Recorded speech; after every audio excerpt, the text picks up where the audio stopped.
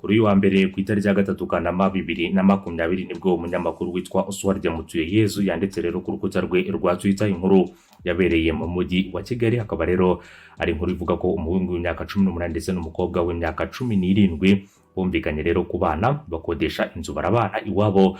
Umukobwa rero baza kubimenya hanyuma bajya guturumburayo umwana wabo, abyanze rero bafata icyemezo cyo gufungisha umuhungu ngo yahohoteye umwana wabo. None rero uyu muhungu bakaba baraje kumumanura ndetse akaba ari mu minsi 30 y'agateganyo. Inkuru rero ikimara kujya ahagaragara ku rukuta rwa Twitter, Minisitiri w'Ubutabera akaba ari Minisita Busingye Johnson akaba rero yagize icyo avuga. Akaba rero ari umugabo wavuze amagambo akomeye cyane, avuga ko rero bikwiye kubera isomo ababitinyuka cyane cyane kubirebana n'iyi nkuru, nk'uko Minisita w'Ubutabera akaba n'intumwa nkuru ya leta yakomeje kugenda abitangaza. Ngo ikaze rero muri iyi nkuru ku buryo burambuye, reka nkwibutse ko ushobora kuba wajya munsi y'iyo video yawe ndi hepfo gato mu ruhande rw'iburyo kuri subscribe ndetse unanyeganyeza akazogera kugira ngo ujye uwa mbere mu kuba wabona inkuru zacu mu gihe tumaze kuzitunganya ndetse no kuzitegura mu buryo bugezweho 5 kuri 5. Mukomeze kwirinda, mwitwararike, mukomeze gukurikiza amategeko ndetse n'amabwiriza byashyizweho na guverinoma kugira ngo muba mbere mu kuba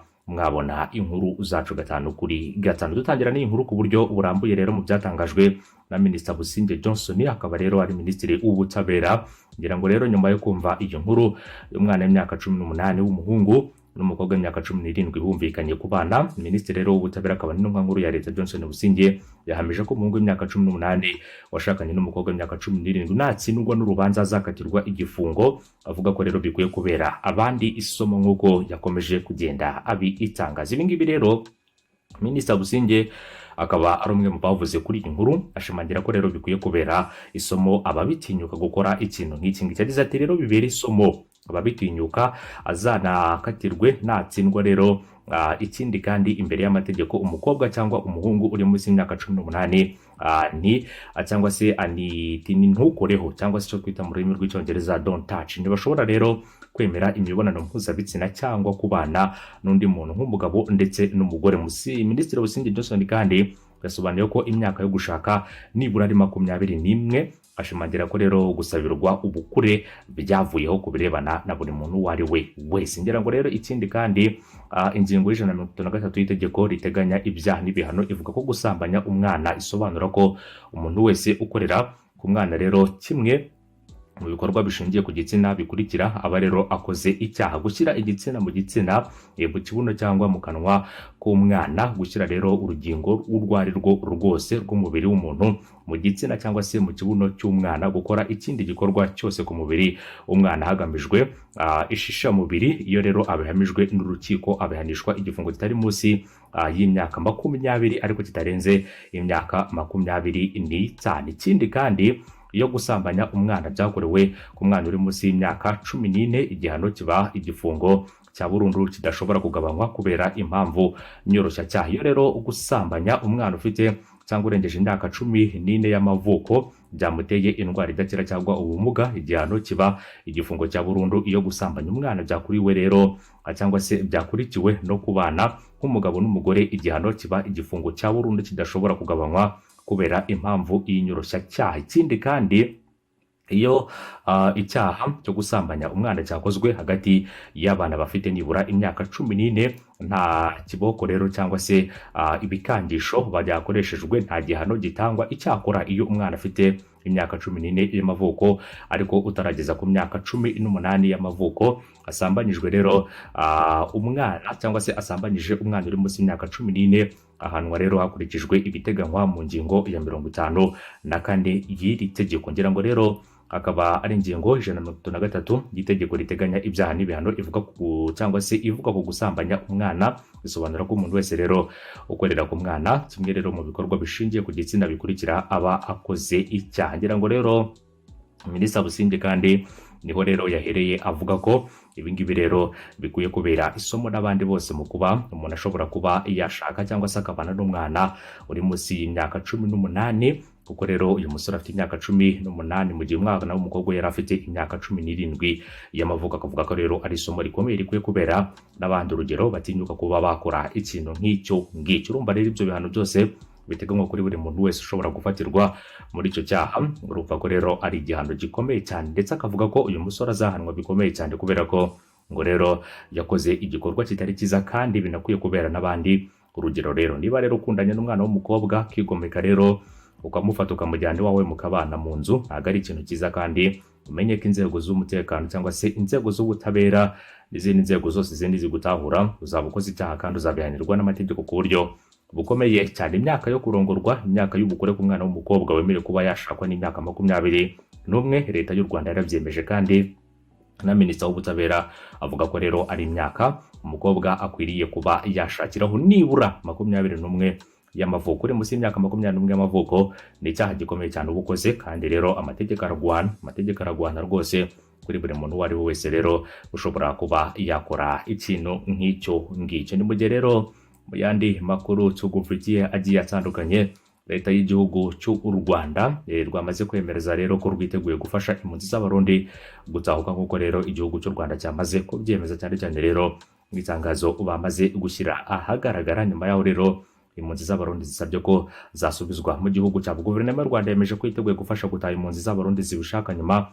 y'uko rero biteganyijwe ko impunzi zicumbikiwe mu nkambi ya Bahama zasabye igihugu cyazo kuzifasha gutahuka. Nk'uko rero byatangajwe kuri uyu wa mbere, ni ibaruwa yashyizweho umukono n'impunzi zibarirwa muri 300 zo mu nkambi ya Mahama yandikiwe perezida w'igihugu cy'u Burundi Evariste Ndayishimiye, isaba ko ibi bihugu byombi n'ishami ry'umuryango w'abibumbye ryita ku mpunzi UNHCR babifasha rero bandakafasha aba baturage mu kuba bataha. Hamwe rero bayanditse bavuga ko babona igihe kigeze ngo rero batahe, nubwo ngo hari abata cyangwa se nubwo hari abababuza gutaha. Mu itangazo rya minisiteri ishinzwe ibikorwa by'ubutabazi mu Rwanda yashyize ahagaragara, yashimangiye ko ihame rero ry'uko gutahuka ku bushake ku mpunzi aricyo gisubizo kirambye bijyanye n'amategeko mpuzamahanga nayo u Rwanda rugenderaho. Yakomeje igira iti rero u Rwanda rurashimangira ubushake rufite mu kurengera impunzi ziri ku butaka bwarwo, kandi rwiteguye gufasha cyangwa se rwiteguye gufasha ababihisemo gutaha rero mu buryo butekanye kandi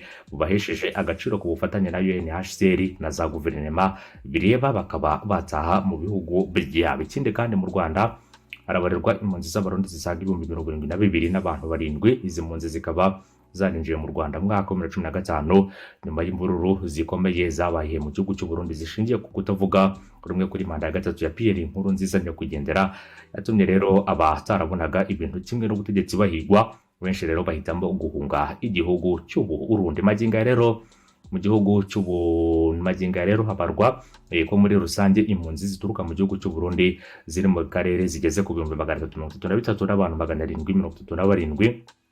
Nk'uko rero imibare ya UNHCR ikomeza kugenda ibigaragaza, akaba ari imibare yo ku itariki ya 30 Kamena 2020 ikomeza kugaragaza ko rero izi mpunzi zibarirwa ku bantu basaga 300,000, cyane cyane kuri izi mpunzi z'abarundi ziba mu karere kose, cyane cyane mu gihe hari bamwe rero mu bahunze ubutegetsi bagahunga rero imyivumbagatanyo yabaye mu gihugu cy'u Burundi yaturutse rero kutumvikana ku matora y'umukuru w'igihugu uherutse kwitaba Imana rero yabaye mu mwaka wa 2015. Abarundi rero bakaba bifuza gutaha, barifuza gutaha nk'uko bitangaje, ndetse rero bakaba bavuga ko bashaka ko igihugu cy'u Rwanda ndetse na guverinoma y'igihugu cy'u Burundi babafasha mu kuba bataha bagasubira mu gihugu cyabo. Ese rero ibyo basize mu gihugu cyabo imyaka ikaba ibaye 5 bazongera babisange, cyangwa se ibyo bari biteze kongera kubona mu gihugu cyabo barabyiteze kongera kubibona nk'uko rero aba baturage babyifuza. Ndetse rero na perezida w'igihugu cy'u Burundi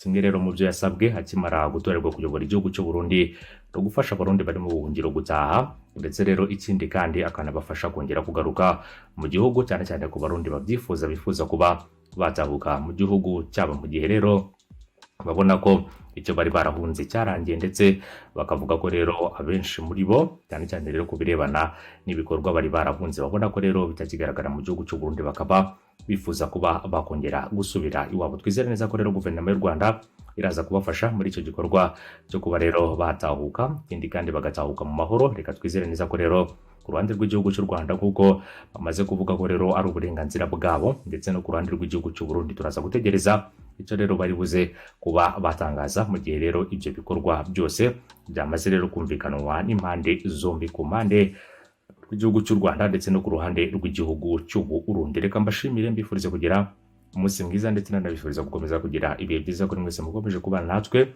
abari mu karere k'ibiyaga bigari ku mugabane wa Afurika ndetse no hakurya y'umugabane wa Afurika.